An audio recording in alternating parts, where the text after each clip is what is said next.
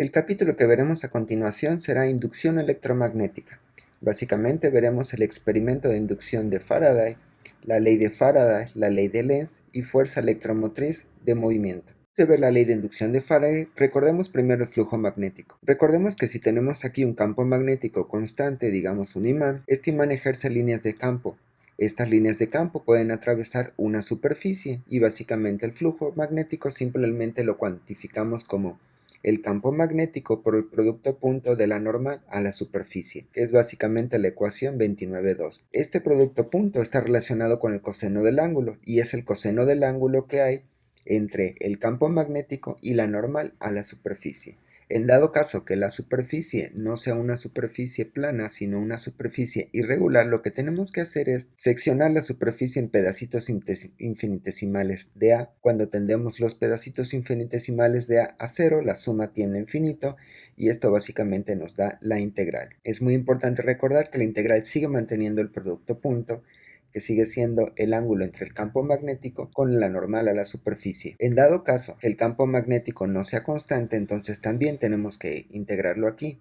Normalmente vamos a trabajar con campos que son constantes, entonces será muy sencillo cuantificar el flujo magnético. Recordemos también que el flujo magnético siempre es a través de una superficie abierta, porque el campo magnético se cierra sobre sí mismo, entonces si la superficie es cerrada, por un lado sale el campo y por otro lado vuelve a entrar, lo que básicamente nos dará un flujo neto igual a 0. El flujo magnético básicamente es la base para la ley de inducción de Faraday que veremos a continuación. Lo que tenemos aquí es un imán de barra. Recordemos que el imán de barra genera un campo magnético constante y que las líneas de campo se enrollan a su alrededor. Por eso es que aquí tenemos estas líneas que están dando básicamente circulitos. Entre más cerca estemos del imán, pues más intenso va a ser el campo magnético y entre más lejos estemos, pues menos intenso va a ser.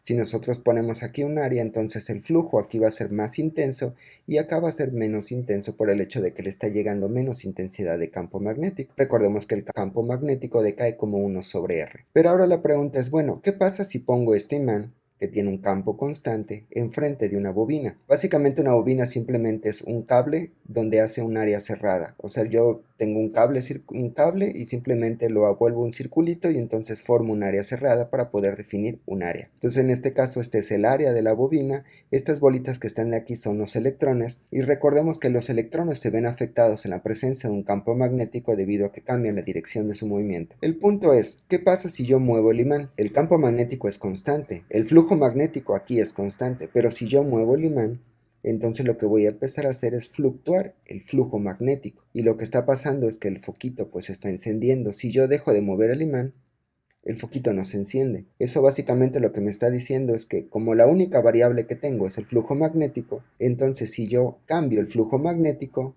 voy a generar un voltaje. Esto básicamente es lo que se le conoce como la ley de inducción de Faraday, que experimentalmente lo que me dice es que el cambio del flujo magnético en el tiempo genera un voltaje, y aquí lo estamos viendo. Yo puedo hacer diferentes variantes, que una sería controlar la velocidad.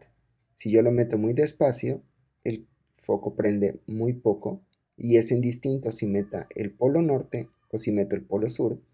Si yo lo meto más rápido, entonces voy a hacer que el foquito brille un poco más, pero también lo que puedo hacer es incrementar el número de vueltas, incrementar las vueltas. Entonces, cuando yo incremento las vueltas, el foco brilla más. Si yo incremento nuevamente las vueltas, el foco también brilla más.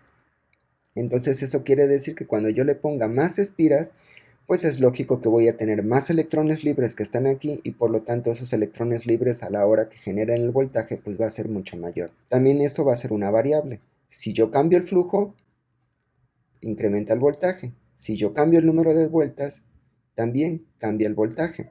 Pero también si se dan cuenta, cada vez que yo estoy incrementando el número de vueltas, también brilla, ya sea que las haga más grandes, que le ponga más espiras o que le ponga menos espiras. Eso lo que quiere decir es que si solamente cambio el número de espiras, también estoy cambiando, incrementando el voltaje o disminuyendo el voltaje. Si yo incremento el área de la espira, también voy a lograr que el foquito prenda en menor cantidad, pero también estoy logrando que el foquito prenda. Entonces en realidad tenemos varias variantes. Una puede ser el cambio del flujo magnético por el hecho de que yo estoy moviendo el imán, el cambio del flujo magnético por el hecho de que yo mueva la espira, el cambio del flujo magnético por el hecho de que yo tenga más espiras, o el cambio del flujo magnético por el hecho de que yo incremente o disminuya el área de la espira. Entonces, el cambio del flujo magnético en el tiempo me va a generar un voltaje. Eso es la ley de inducción de Faraday, y Faraday se preguntó, bueno, ¿y es lo mismo que ponga el polo norte y que ponga el polo sur? Entonces, esto básicamente lo podemos ver aquí al medir el voltaje entre las terminales. Si yo meto el polo norte, lo voy a hacer muy despacio. Si yo meto el polo norte, si se fijan, está cambiando el voltaje hacia el negativo. Pero un momento, una vez que yo cruzo el polo norte, entonces lo que estoy haciendo es que la flecha la desvío hacia el más. Si yo meto el sur, entonces estoy haciendo que la flecha cambie hacia el más. Y no es lo mismo que meta el imán a que yo saque el imán. Si se fijan, si yo meto el imán, se desvía para un lado, pero si saco el imán, entonces se desvía para el otro lado. Igual aquí, si yo meto el norte y si yo saco el imán. Meto el norte y saco el imán. Entonces no es lo mismo. ¿A qué me refiero? No es lo mismo la dirección de los electrones. También lo pueden ver aquí. Los electrones se mueven de arriba a abajo si yo meto el imán, pero se mueven de abajo a arriba si yo saco el imán. Entonces, dependiendo cómo esté metiendo el imán, es el voltaje que voy a generar. Si voy a generar voltaje en una dirección o voy a generar voltaje en otra dirección. Recordemos que lo único que van a pasar con el voltaje es que las terminales se van a intercambiar. Por eso es que aparece un voltaje negativo o un voltaje positivo, dependiendo de la dirección de la corriente. Entonces no es lo mismo meter el polo norte que sacar el polo norte, o no es lo mismo meter el polo sur que sacar el polo sur. Entonces Faraday básicamente lo interpretó con un signo negativo y dijo, bueno, entonces el cambio del flujo en el tiempo es equivalente a menos el voltaje, porque pues no es lo mismo que metas el norte y que estés metiendo el imán, o que tengas el norte y estés sacando el imán, que tengas el sur y estés metiendo el imán, o que tengas el sur y estés sacando el imán. Aquí lo que tenemos es una pila, la cual nuevamente tenemos un loop. Entonces recordemos que si nosotros encendemos el voltaje, entonces lo que va a pasar es que voy a tener una espira por la cual va a circular una corriente, y por regla de la mano derecha sería corriente y campo, y simplemente va a haber un campo magnético en el interior, que es básicamente un solenoide. Yo puedo incrementar el campo magnético simplemente incrementando las espiras. Recordemos que así es como se comporta un solenoide, que tenemos que campo magnético es proporcional a la corriente por el número de vueltas que tenga este solenoide. Por eso es que las líneas de campo empiezan a verse más opacas o empiezan a verse más coloridas por el hecho de que yo estoy incrementando el número de espiras, que es equivalente a incrementar el campo magnético. Y dependiendo la dirección del voltaje, va a ser cómo voy a generar el campo magnético, si va a ser en esta dirección o lo puedo meter en la otra dirección. Si yo incremento el voltaje, entonces el campo magnético se vuelve más intenso, porque el voltaje es proporcional a la corriente. Recordemos la relación de Ohm, de V es igual a I por R. Incremento el voltaje, se incrementa la corriente, entonces como se incrementa la corriente, pues se incrementa la intensidad de campo magnético. Y aquí es básicamente lo que tenemos es un solenoide, como lo habíamos visto anteriormente. Ahora lo que tengo es este solenoide en la presencia de una espira y quiero saber cómo se comporta. Pero sin embargo sabemos que un solenoide se comporta como un imán de barra en esta parte de aquí, donde genera un campo magnético constante una vez que yo tengo constantes las variables como la corriente y el número de vueltas. Entonces esto es lo que se le conoce como un electroimán. Si yo paso electroimán a través del foco del loop, también voy a producir un voltaje. Es independiente que yo pase el imán igual del polo norte al polo sur. Y si yo incremento, cambio la dirección de la corriente, de todas formas es lo mismo. Aquí el punto es que este sistema se comporta, es un solenoide y se comporta básicamente como un imán de barra. Por eso es que es equivalente a que si yo muevo este electroimán, recordemos que un electroimán es por el hecho de que es eléctrico y ya no ferromagnético, entonces por lo tanto va a ser el mismo resultado. Puedo meter este electroimán adentro de la bobina, o puedo meter la bobina, moverla, incrementar el número de vueltas, y así también voy a incrementar básicamente el voltaje. Aquí el punto muy importante es el cambio del flujo magnético a través de esta sección. Eso es lo importante.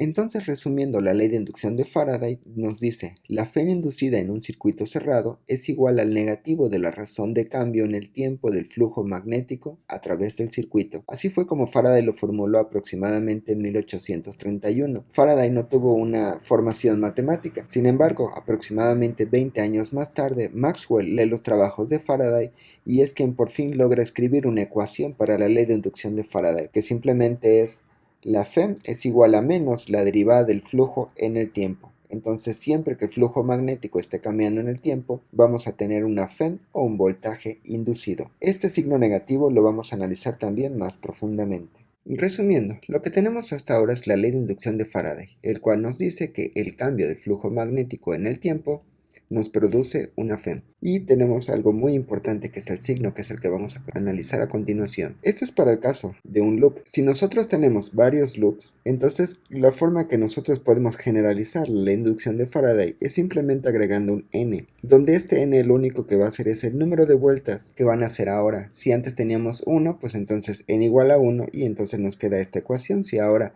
en lugar de tener un loop tenemos 2, 3, 4 o 5 loops, o sea, si le estamos dando al cable varias vueltas, n simplemente va a ser el número de vueltas por las cuales tenemos que multiplicar para potenciar este voltaje. La ley de inducción de Faraday nos está dando signo negativo. Este signo negativo lo que nos está diciendo en realidad es la dirección de la cual se está generando la corriente. Recordemos que la Fe es equivalente al voltaje y el voltaje a través de la relación de Ohm lo obtenemos como I por R. Entonces, en cierto sentido, lo que nosotros tenemos aquí es I va a ser igual a menos 1 sobre R por el cambio del flujo magnético en el tiempo. Entonces esto lo que significa es que el flujo magnético va a generar una corriente y este signo lo que nos está diciendo es la dirección de la corriente, o sea, en qué dirección se está generando la nueva corriente que se está induciendo, y por ende esta corriente que está acá va a generar el campo magnético, otro campo magnético muy diferente a este campo que está aquí, y justamente este campo magnético se va a oponer en dirección al campo magnético que está acá. Eso es lo que nos está tratando de decir la ley de Lenz. Nosotros lo podemos ver básicamente a partir de esta imagen. Cuando nosotros metemos el polo norte, entonces en consecuencia se induce una corriente eléctrica tal que su campo magnético va a estar dado en esta dirección. Por lo tanto, los campos magnéticos van a chocar el campo magnético que proviene del imán con el campo magnético que se está generando. Por lo tanto, nosotros tenemos que ejercer un trabajo para forzar a la barra a que vaya hacia adentro. Como consecuencia de un trabajo que este agente está realizando, se va a generar una energía. Y esa energía la podemos interpretar en el voltaje, justo en la Fe inducida. Cuando el agente externo jala la barra, entonces por lo tanto el campo magnético de la barra sigue estando para acá, pero entonces la FEM tiene que generar el campo hacia el otro lado, es decir, para este lado, el B inducido. Y aquí le voy a poner el B del imán. ¿Por qué tiene que ser para el otro lado? Tal que cuando yo jale, entonces recordemos que el campo es de positivo a negativo, entonces por lo tanto este se va a acoplar con este. Y básicamente cuando yo jale la barra hacia la izquierda, hacia la derecha, me va a costar trabajo porque van a estar acoplados el norte con el sur, por lo tanto se va a volver a realizar un trabajo y en consecuencia el sistema va a volver a generar energía porque el agente externo está realizando un trabajo y por lo tanto el sistema adquiere energía. Entonces ese signo negativo es lo que se le conoce como la ley de Lenz, la cual básicamente nos dice, en concreto nos dice esto, que si nosotros tenemos que realizar un trabajo, la dirección de la corriente es tal que el campo magnético de la espira siempre se debe de oponer al campo que le está produciendo. Si nosotros tenemos nuevamente esta parte de aquí, entonces por lo tanto la espira debe de generar un campo magnético en contra para que el agente externo realice un trabajo sobre el sistema y el sistema adquiera energía. Recordemos que entre comillas el voltaje va a ser esta energía. Cuando el imán viene para el otro lado, entonces la espira hace el giro de la corriente al revés y se genera un campo magnético en la otra dirección. Entonces, por lo tanto, se está acoplando el norte con el sur. Aquí es el norte de la barra. Se está acoplando el norte con el sur y por lo tanto se está generando nuevamente un trabajo. ¿Qué trabajo? Separar el polo norte de la espira del polo sur del imán. Y cuando el agente externo hace esa separación, por lo tanto produce un trabajo y ese trabajo se ve reflejado en un incremento en la energía en la espira que se ve reflejado a través del voltaje. Entonces la ley de Lenz básicamente es justo ese signo negativo para interpretar que si un agente externo realiza trabajo, el sistema, que en este caso es la espira, adquiere energía. Y ese signo negativo lo que nos está diciendo en concreto es que el campo magnético de la espira siempre se opone a la dirección del campo magnético que se está tratando de introducir.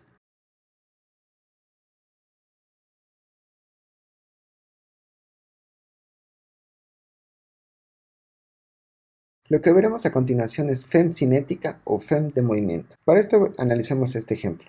La idea es de que tenemos un campo magnético que está entrando a la página, es constante, y por otro lado tenemos un agente externo, el cual tiene una espira inmersa en este campo. Si nosotros cuantificamos el flujo eléctrico, pues básicamente el flujo eléctrico es constante, por lo tanto la FEM inducida vale cero. Pero ahora el punto es que este agente externo empieza a deslizar a la espira hacia la derecha con una cierta velocidad.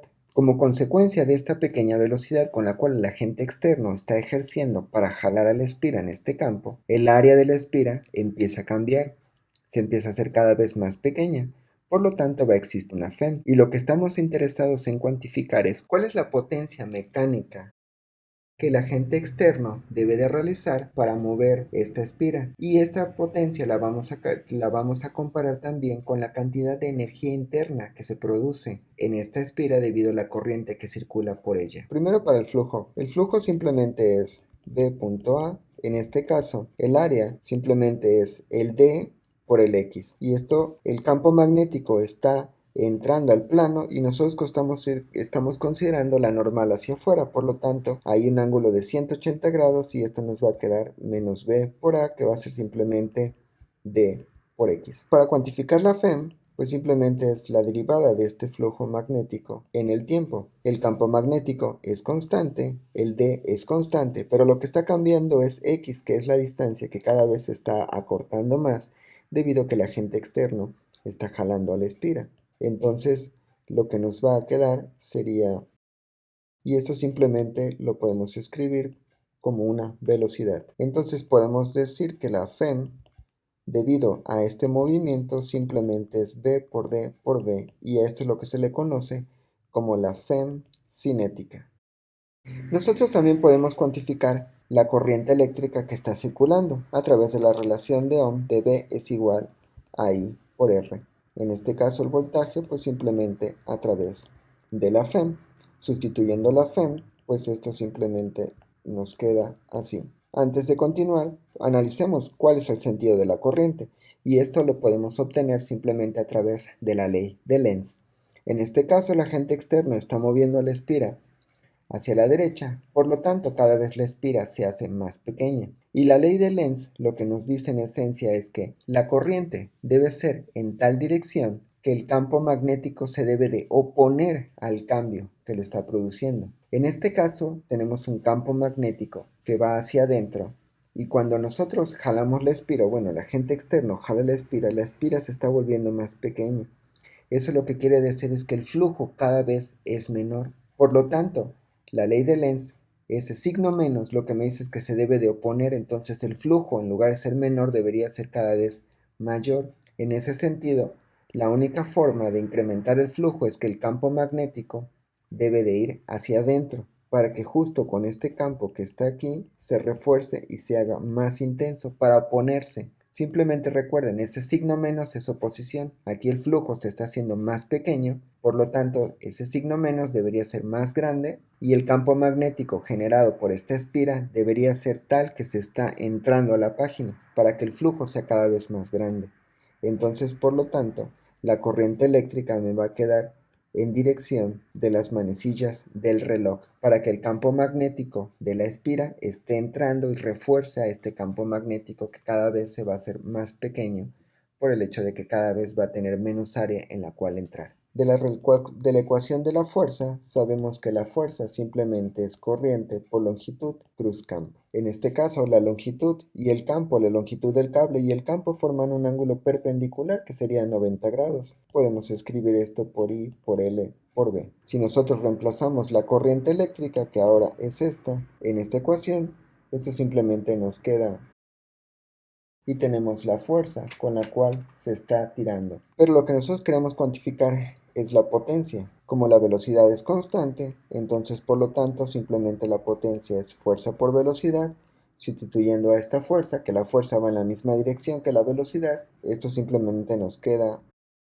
Y esta es la potencia con la cual se necesita jalar a la espira para poder realizar el trabajo. Si nosotros queremos cuantificar también la potencia debido a la relación de Joules, con la cual está gastándose la energía por el hecho de circular ahí adentro una corriente eléctrica, pues simplemente sustituimos esta corriente que está acá. Si me equivoqué, aquí es R. La cual es básicamente lo mismo. La potencia con la cual el agente externo debe jalar para poder sacar a la espira dentro de este campo es equivalente a la energía que se está produciendo en la espira gracias a la corriente eléctrica que está fluyendo ahí adentro. Nosotros también podemos generalizar el resultado de la femcinética. En este caso lo que tenemos es un campo magnético que está entrando, pero la velocidad es perpendicular y tenemos un cable que va, bueno, tenemos una espira con una cierta longitud. Si nosotros generalizamos esto para cualquier trayectoria, no solamente una trayectoria cuadrada o rectangular, sino una trayectoria circular o de cualquier otro tipo, nosotros podemos simplemente hacer el recorrido a lo largo de la espira, es decir, su perímetro, y esto lo podemos cuantificar a través de una integral para generalizar.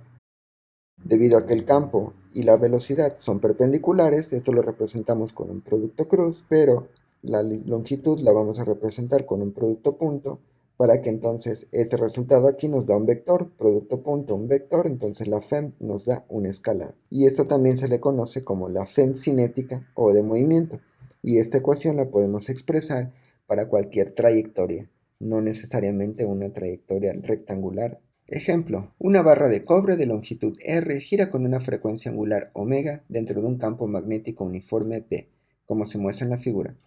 Hay la FEM desarrollada entre los extremos de la barra. Anteriormente habíamos visto que la FEM cinética la podemos escribir como la integral de B cruz B punto dl.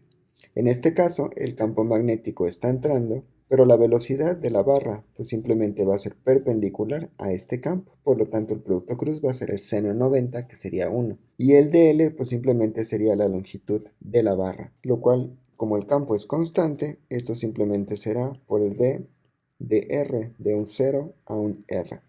Pero recordemos que la velocidad relacionada con la velocidad angular simplemente es omega r. Entonces, por lo tanto, podemos sustituirlo y tener simplemente la integral del r de r, lo cual, al integrar, básicamente obtenemos la FEM. La corriente en el alambre largo y recto AB que se muestra en la figura va hacia arriba y se incrementa de forma constante a razón de dI en dt. Inciso A. En el instante que la corriente es I, o sea constante, ¿cuáles son las magnitudes y la dirección del campo magnético a una distancia r a la derecha del alambre? Bueno, este problema básicamente ya lo habíamos resuelto anteriormente, donde simplemente tenemos un cable que lleva una corriente hacia arriba. Por regla de la mano derecha, el campo magnético va en esta dirección y ya habíamos calculado el campo magnético tanto con ley de Biot-Savart como con ley de Ohm, que simplemente es mu0I sobre 2 πr. Inciso B. ¿Cuál es el flujo total a través de la espira? Para este caso, el flujo simplemente va a ser el B punto dA. El campo básicamente aquí es más intenso, aquí es menos intenso y conforme nos vamos alejando va a ser menos intenso y esto lo vamos a ver reflejado a través de 1 sobre R. El área de la espira, esta L es constante y entonces lo vamos a integrar por el R, que es esta razón de aquí, y lo vamos a integrar desde aquí hasta acá, dado que el R es el que está disminuyendo. Entonces esto simplemente lo podemos escribir como mu0i por L sobre 2pi por la integral desde A hasta B, que es de donde empieza la espira hasta donde termina la espira, por el dr sobre R. Por lo tanto, el flujo magnético simplemente será mu 0i L sobre 2pi por el logaritmo natural de B sobre A. Inciso C. ¿Cuál es la FEM inducida en la espira? Recordemos que la FEM simplemente es la derivada del flujo en el tiempo. En este caso, solamente está cambiando la corriente eléctrica a una razón constante. Entonces esto simplemente sería por la derivada de la corriente eléctrica. Y solamente para terminar de cuantificar el problema, si nosotros nos preguntamos en qué dirección está fluyendo la corriente eléctrica en la espira, si la varilla está cambiando la corriente a una razón de B en dt. En este caso, el campo está incrementando, por lo tanto el campo va hacia adentro. El campo magnético de la barra es el que estoy dibujando aquí, es el que va hacia adentro. Por lo tanto, la espira debe de generar un campo en dirección contraria. En este caso, la espira debe de generar un campo hacia afuera, justo para que se oponga. Estoy considerando que el campo magnético está incrementando a una razón constante de dI en dt. Entonces, por lo tanto, la espira debe de generar un campo hacia afuera para que contrarreste este efecto. Como el campo va hacia afuera, los dedos me quedan hacia afuera y el pulgar me queda hacia arriba. Entonces, por lo tanto, la corriente en la espira está girando en esta dirección.